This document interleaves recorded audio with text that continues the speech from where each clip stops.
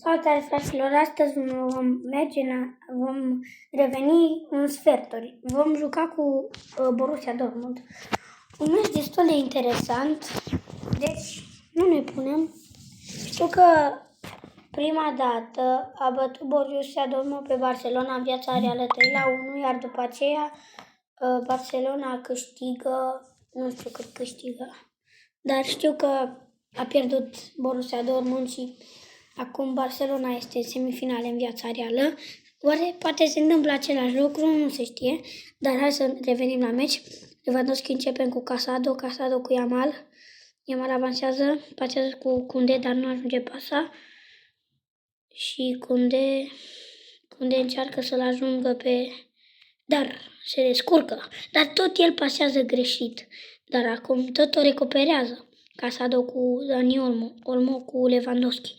Lewandowski cu Casado cu Olmo cu Yamal. Yamal avansează. Yamal șutează, scoate Cobel. Nu va fi corner. Balde pentru Rafinha pentru Dani Olmo pentru Casado șutează, dar este blocat șutul.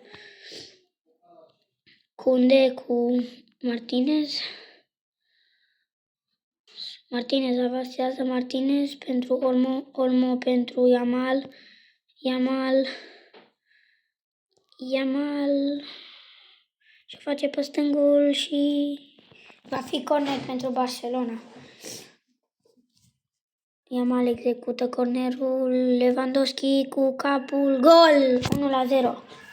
1-0 Barcelona, Borussia Dortmund. Vom vedea ce se va întâmpla mai departe. Borussia Dortmund începe. Casado, necare și recuperează. Lewandowski pentru Yamal aproape să piardă mingea, dar pasează pentru Koundé. Koundé avansează.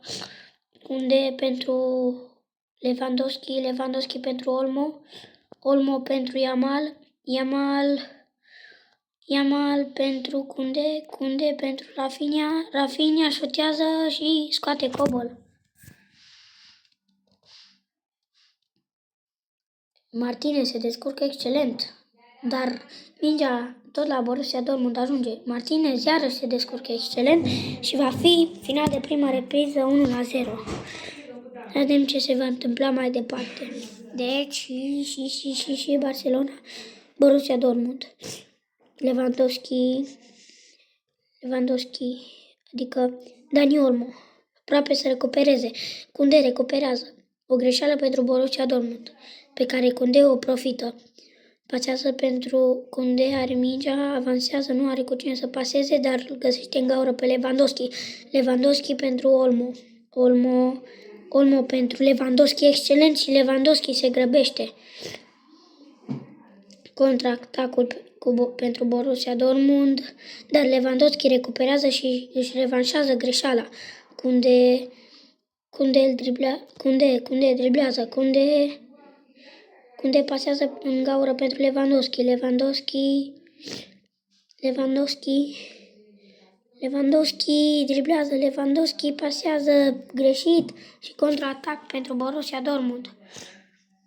Vedem ce va face Yamal, dar pasă greșită și Lewandowski profită. Pedri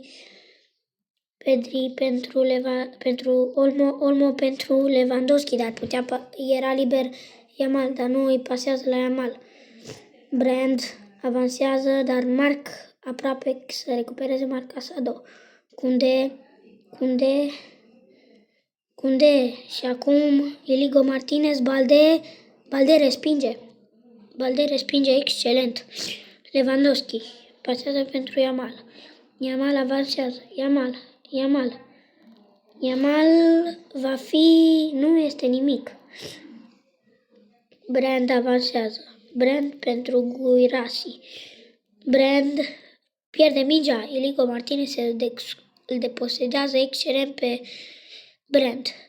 Casado pentru Lewandowski pentru Yamal, excelent în gaură. Yamal trece excelent, trece de 2 adversari. Yamal pentru... Mingea nu ajunge la Olmo, dar asta nu contează deoarece primul meci se termină 1-0. Să mergem în retur. În retur vom da... Hai să vedem ce se va întâmpla în retur. Știm că conducem cu 1-0, Barcelona nu trebuie să se lase bătută. Sperăm să ajungem în semifinale. Hai să vedem ce se va întâmpla.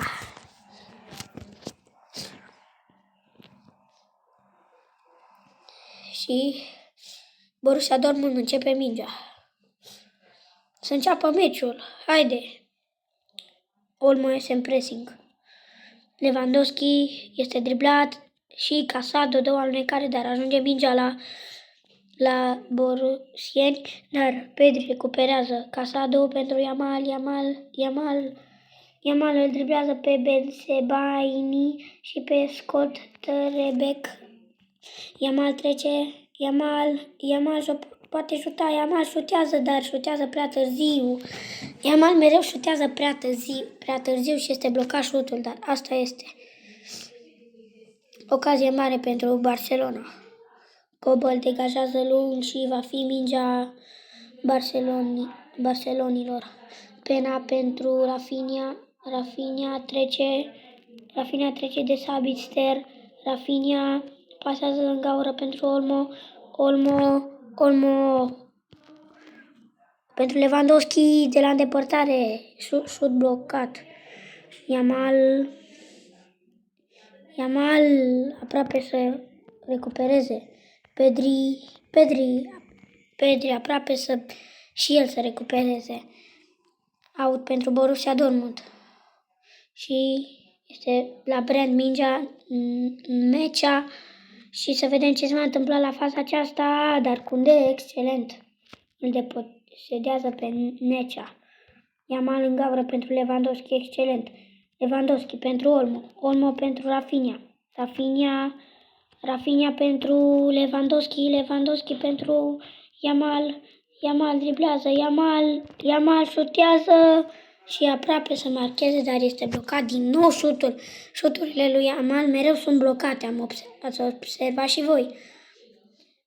Dani Olmo pentru Rafinha, adică nu, Dani Olmo încearcă să recupereze. Balde recuperează, Balde pentru Pedri pentru Rafinha pentru Lewandowski. Ce tiki-taka frumos.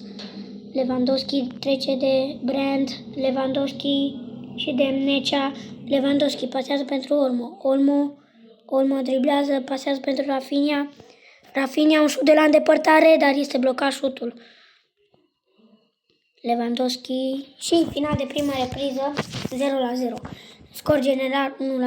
Lewandowski începe mingea, pasează pentru Olmo avansează. Olmo are spațiu să dribleze. Olmo intră ușor în careul Borussiei. Olmo șutează, Olmo în vincul, gol! 1-0 Barcelona, Borussia Dortmund. Vreau să vedem golul, uitați ce, fix din afara careului, în vincul, gol. Dați voi o notă acestui gol. Lewandowski iese în pressing cu Olmo. Și acum la faza aceasta trece Guirassy și Inigo. Și acum fază pentru Borussia Dortmund și gol. 1-1, scor general 2-1.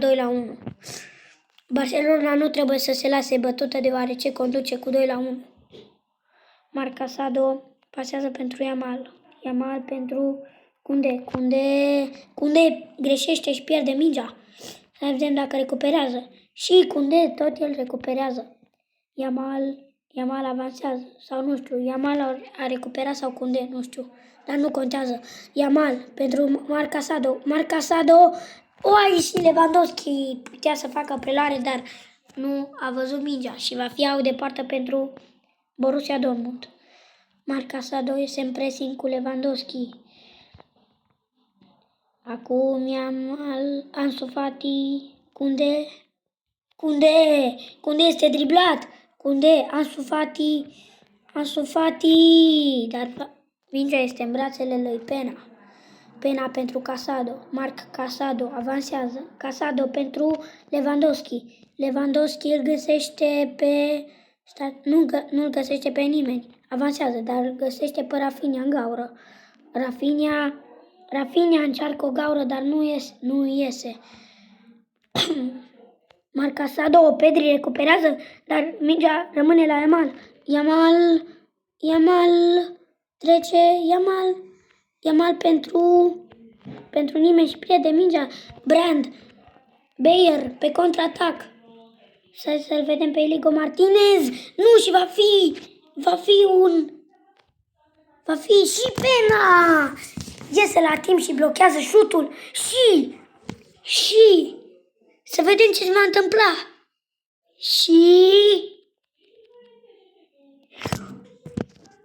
Și s-a devenit